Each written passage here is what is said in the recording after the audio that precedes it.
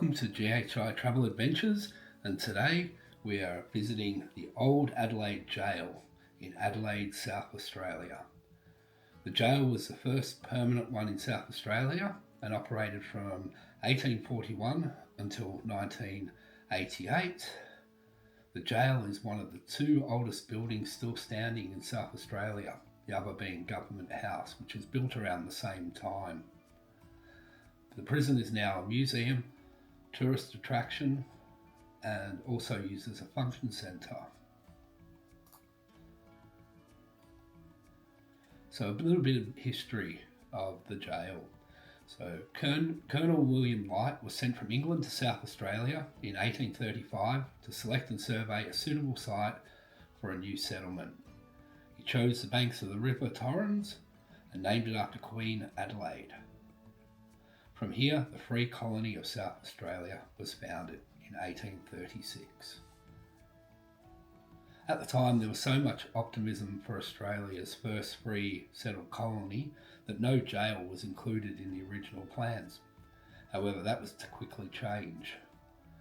It became apparent that not everyone in the new colony of South Australia intended to be a law-abiding citizen, and tenders were sought for a jail.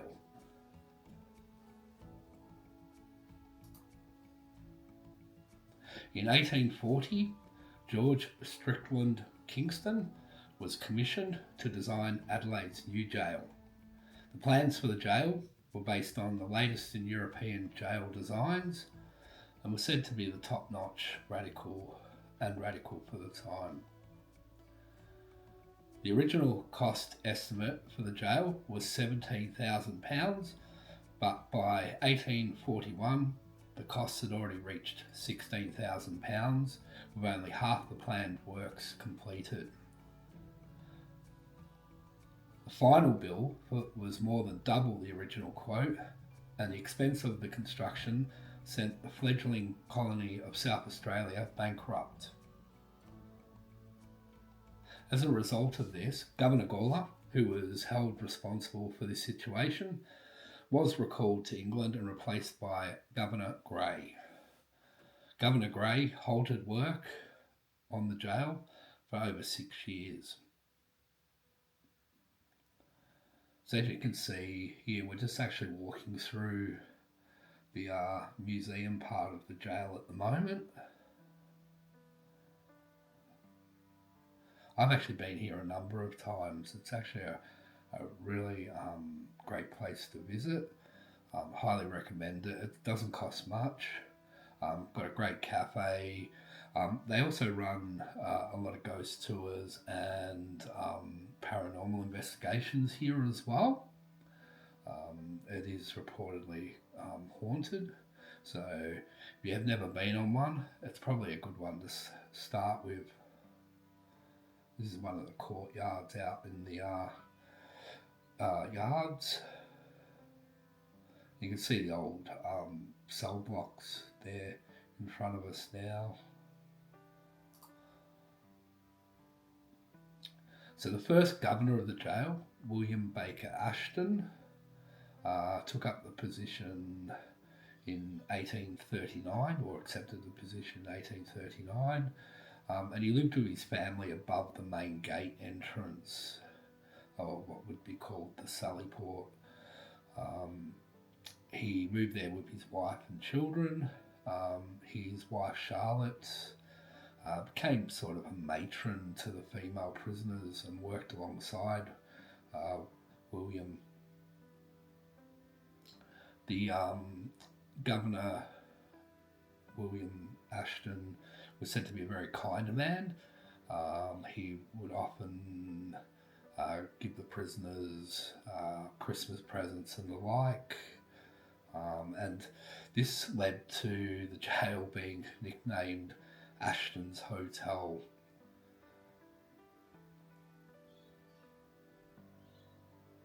He held the position of the governor of the jail till his death in 1854. Now, he was quite a large man, so it's reported that when he passed away, they couldn't bring him down the stairs. So they actually had to take out a window in order to get his body out.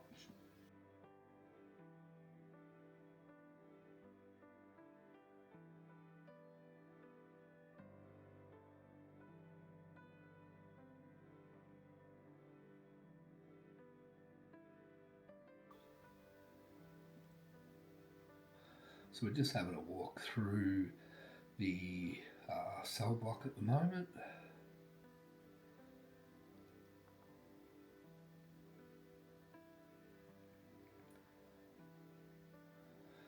And where we're walking now is what's known as Murderous Row. So this is where any of the executed prisoners are buried.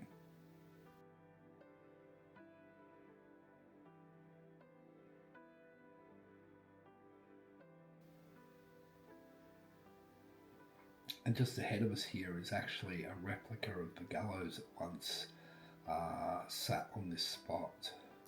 So this gallows, or the original gallows over here, there was 13 hangings that took place, including Elizabeth Woolcock, who we are going to discuss further along in this video.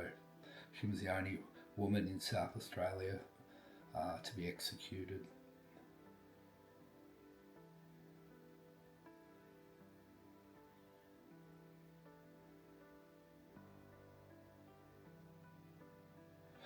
So a total of 66 people were hanged in South Australia, and 45 of these hangings took place actually at the Adelaide Gaol. So the first 7 of these occurred actually out the front of the jail, so where the main entrance to the jail. 13 on the replica, the original hanging gallows that we just saw a moment ago. 21 in what is known as the new building, and 4 in a purpose-built hanging tower.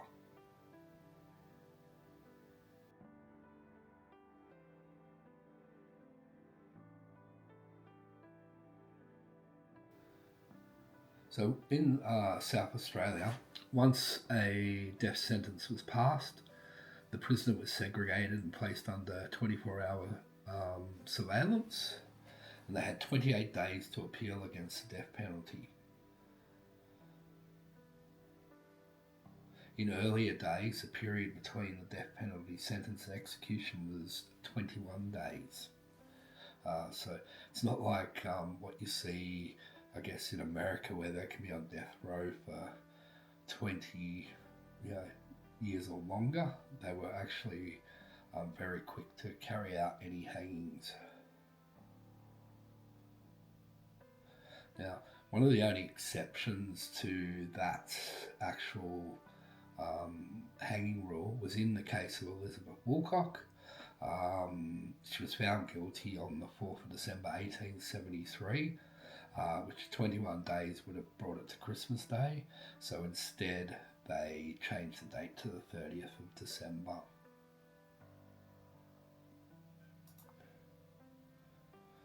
Now, as mentioned, Elizabeth Woolcock, she was the only woman to be executed in South Australia. Elizabeth was hanged on the 30th of December 1873 after being convicted of murdering her husband. After she survived a very traumatic childhood, Elizabeth married a minor, Thomas Woolcock, at the age of 20.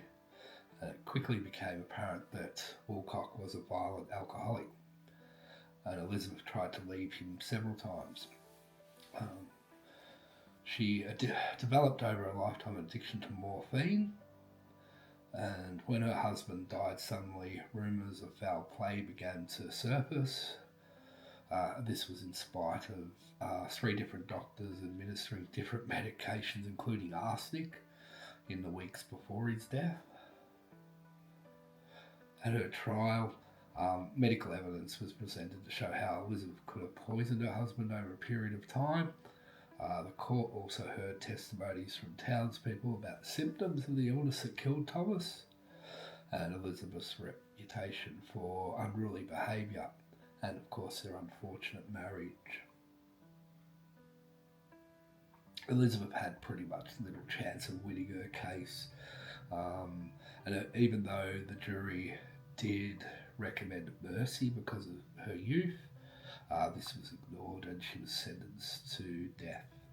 And this is actually her cell obviously a mannequin in there. And on the door here, what we're looking at is actually a like confession that she wrote shortly before her hanging.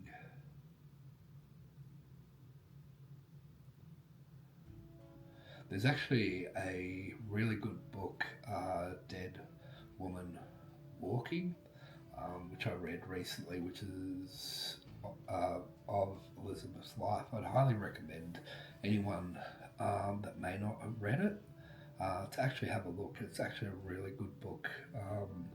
It presents a great case of that, yeah, she may have been innocent. And there has been attempts over the years to get a posthumous pardon for her.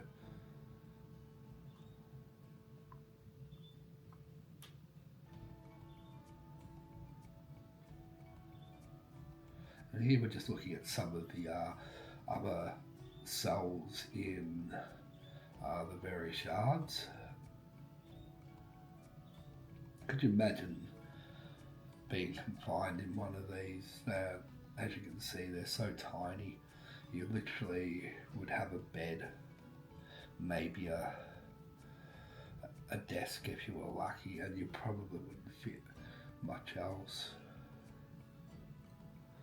Throughout most of this time that this place actually operated as a jail, the cells actually didn't have toilets either, which is very unusual when you see a lot of the jails nowadays. They've all got them, but in those days they didn't. They basically had a bucket.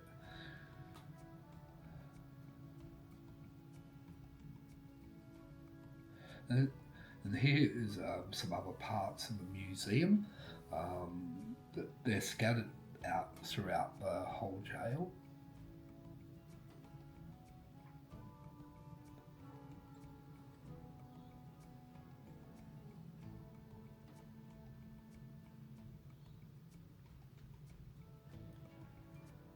If you've actually been here to the jail, comment below about your experience. It'd be interesting to hear.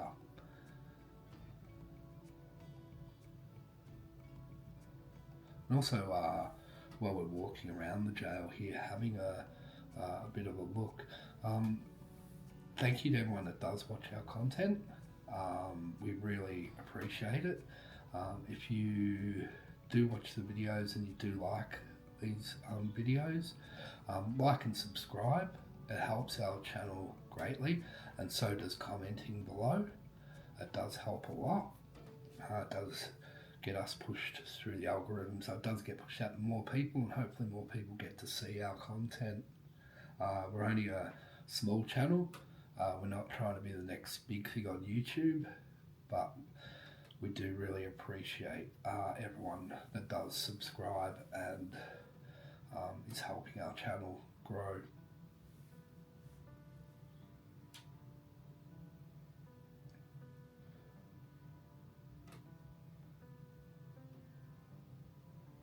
We're just having a bit of a wander through some of the prison yards at the moment. You can see that they did at least have some activities like volleyball. You can see the volleyball set up there.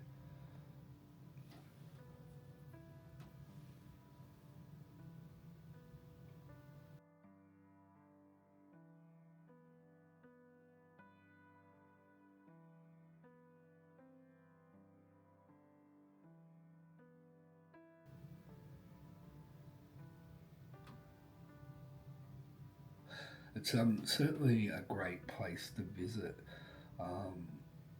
There's not too many of these old jails that are still fully intact that actually allow you to go in and actually have a look at them.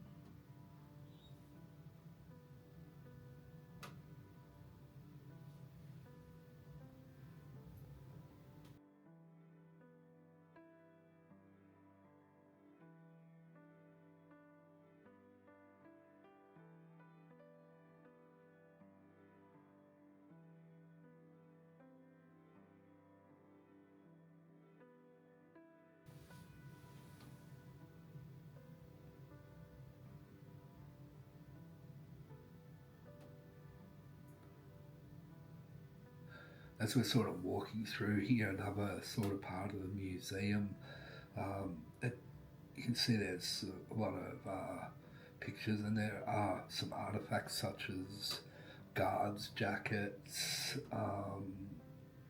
just different things that they've found over the years. And then you've got this really great picture of the front of the jail, which is what it would have looked like back in the day. And it still very much looks like that now.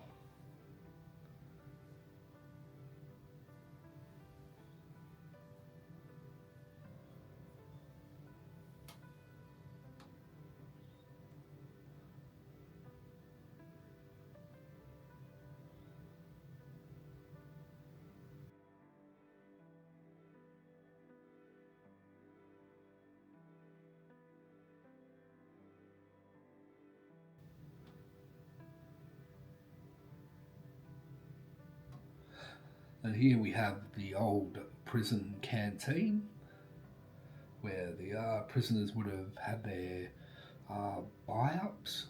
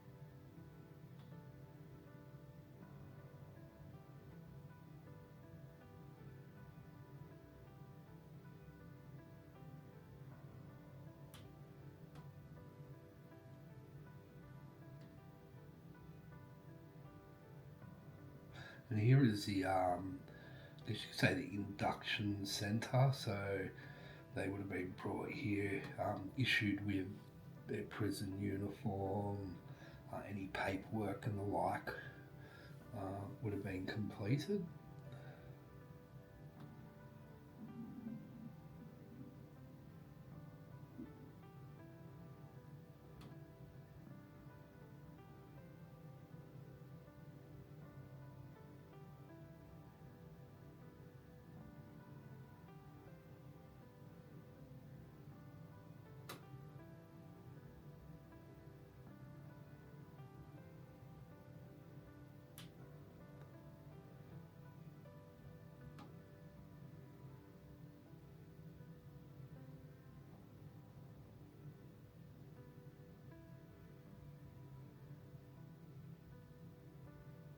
And here is actually the purpose-built hanging tower.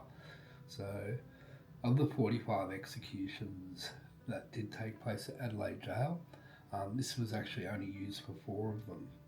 So on the right here, this is where the executioner would have stood with the lever for the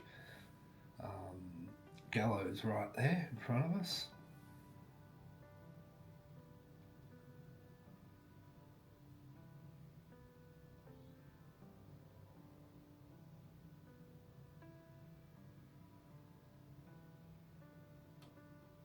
And this would be the condemned person's cell, where they'd be moved to on the morning of their execution. So looking ahead, you can actually see the trap door. So when that door swung open when it was execution time, that's what they would have seen. But probably a room full of people and a noose. And on the right there is 13 steps that lead down to where the body would have fallen to. Now they would leave them hanging for 1 hour before they would go down and retrieve the body. There's 13 steps going down. The reason for that is they want to make sure that they were dead. Hanging is not an exact science. and lots of things did go wrong.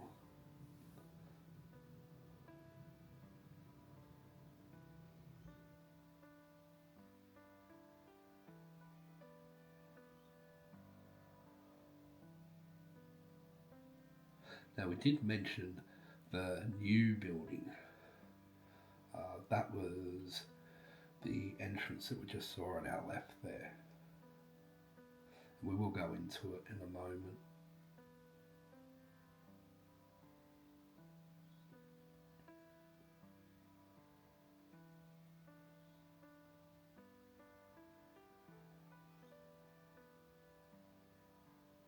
Now, originally, with some of the very first hangings that did take place at the jail, they didn't know where the bodies were, but on this wall is actually markings as this is where they believe those bodies are.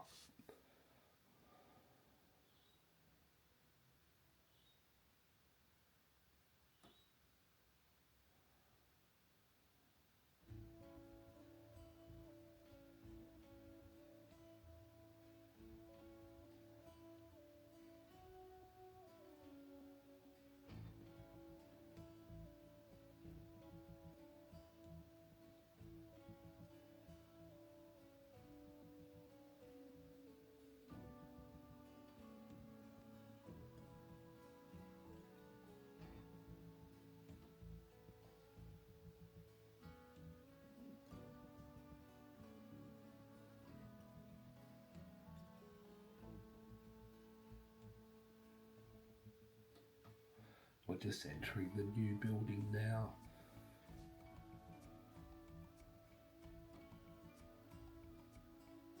So this new building had 3 wings.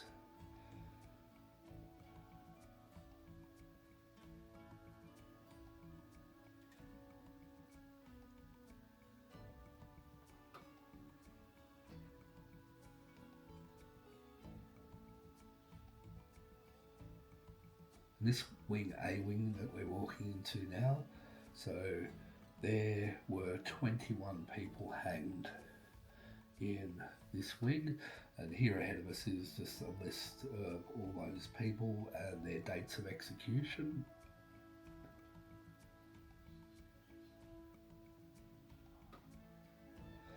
And up there at the top is where the gallows were.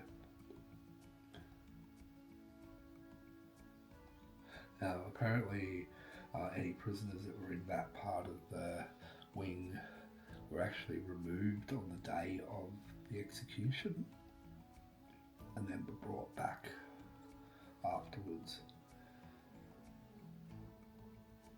Now, back in the day, they didn't have the sort of reception areas where they take the photos like they'd have in prisons now. That what we just saw there was actually where they would take their prison mug shots.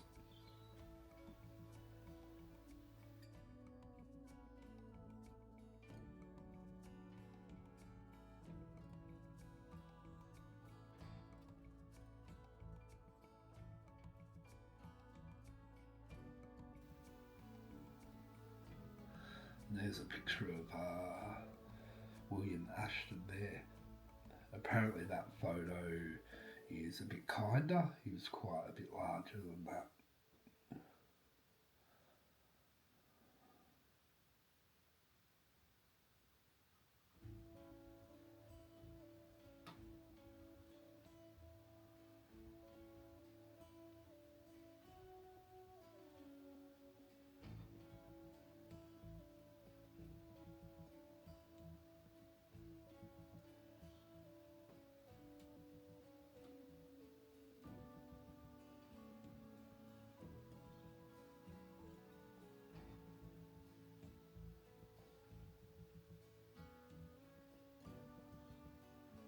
As you can see from our walk around, this place is huge. Over its lifetime, it had 300,000 prisoners come through its gates. Here's the Sally Port, and here the main doors for the jail, and to the left here is actually where Governor William Ashton lived upstairs.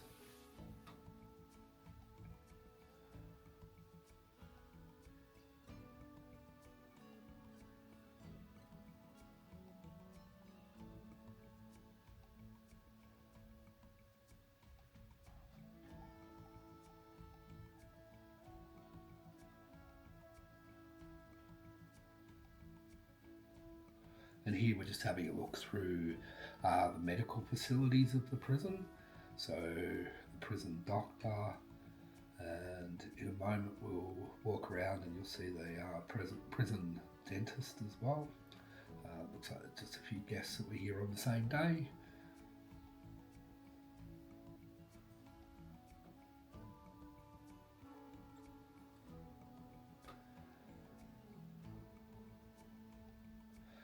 So this is going to conclude our video. If you did enjoy the video, please like and subscribe. As I said, it helps us greatly. But until next time, take the road less travelled. It'll make all the difference. This has been another GHI Travel Adventure, and we really hope you have enjoyed.